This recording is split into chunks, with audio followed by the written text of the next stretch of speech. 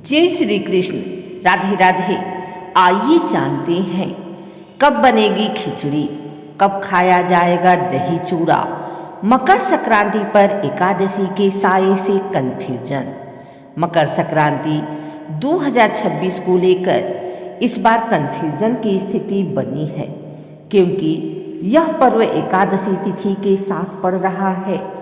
वैदिक पंचांग के अनुसार शक्तिला एकादशी 13 जनवरी दोपहर से शुरू होकर 14 जनवरी शाम तक रहेगी, जबकि सूर्य का मकर राशि में प्रवेश 14 जनवरी दोपहर बाद होगा। मकर संक्रांति को लेकर इस बार कन्फ्यूजन की स्थिति है। वजह है कि इस साल इस पर्व के साथ एकादशी तिथि पड़ रही है। संक्रांति के मौके पर देश भर में अलग अलग जगहों पर लगभग एक सी परंपरा है। लोग स्नान करते हैं, दान करते हैं और फिर खिचड़ी खाते हैं। बिहार में इस दिन दही चूड़ा खाया जाता है। इन सारी परंपराओं और मान्यताओं के साथ एक मान्यता ये भी है, एकादशी के दिन चावल नहीं खाया जाता है। सनातन परंपरा में एकादशी तिथि को चावल खाने की मनाही है।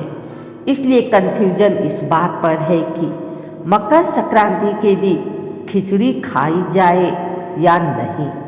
इस कन्फ्यूजन को दूर करने के लिए मकर संक्रांति और शक्तिला एकादशी दोनों के समय पर गौर करना चाहिए।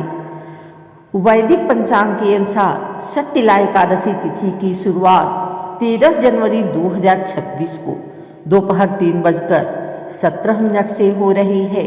इसकी समाप्ति 14 जनवरी 2026 को शाम 5:52 पर होगी। सनातन परंपरा में उदया तिथि को मान्यता दी जाती है, इसलिए शक्तिला एकादशी का व्रत 14 जनवरी 2026 दिन बुधवार को रखा जाएगा। अब इसी तरह मकर संक्रांति की तिथि पर ध्यान दे तो 14 जनवरी को मकर राशि में सूर्य का गोचर दोपहर के बाद हो रहा है। पंचांग के मुताबिक 14 जनवरी 2026 को दोपहर 3:07 पर सूर्य मकर राशि में प्रवेश करेंगे।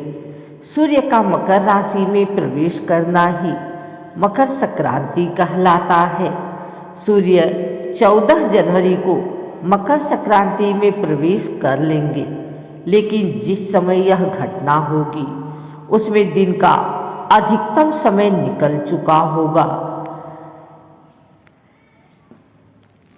मकर संक्रांति के पर्व में उदया तिथि की मान्यता रखनी चाहिए। यह इसलिए भी जरूरी है क्योंकि यह त्योहार ही सूर्य से जुड़ा हुआ है। उदया तिथि सूर्योदय के साथ लगने वाली तिथि को मान्यता देती है, इसलिए मकर संक्रांति 15 जनवरी को ही मनानी चाहिए। इससे मकर संक्रांति में एकादशी तिथि की छाया भी नहीं रहेगी और स्नान दान के साथ खिचड़ी खाने की परंपरा का पालन भी हो जाएगा। इस बारे में और विस्तार से बताते हैं कि कुछ वर्षों पर ध्यान दें तो मकर संक्रांति 15 जनवरी को ही पड़ रही है। साल 2024 में मकर राशि में सूर्य का प्रवेश सुबह 9 बजे हुआ था। साल 2023 में भी मकर संक्रांति 15 जनवरी को ही मनाई गई थी। इसलिए 14 या 15 जनवरी को लेकर कन्फ्यूजन इसलिए हो गया है क्योंकि इस बार सूर्य का राशि परिवर्तन 14 तारीख में दोपहर बाद हो रहा है। लेकिन उदया तिथि की मान्यता को ले तो संक्रांति को 15 जनवरी को ही मनाया जाना चाहिए।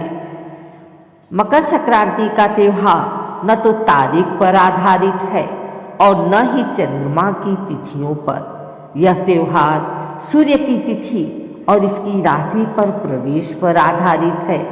अंग्रेजी कैलेंडर सूर्य पंचांग से थोड़ा बहुत मेल खाता है, इसीलिए ऐसा लगता है कि 14 या 15 जनवरी ही मकर संक्रांति की तय तारीख है।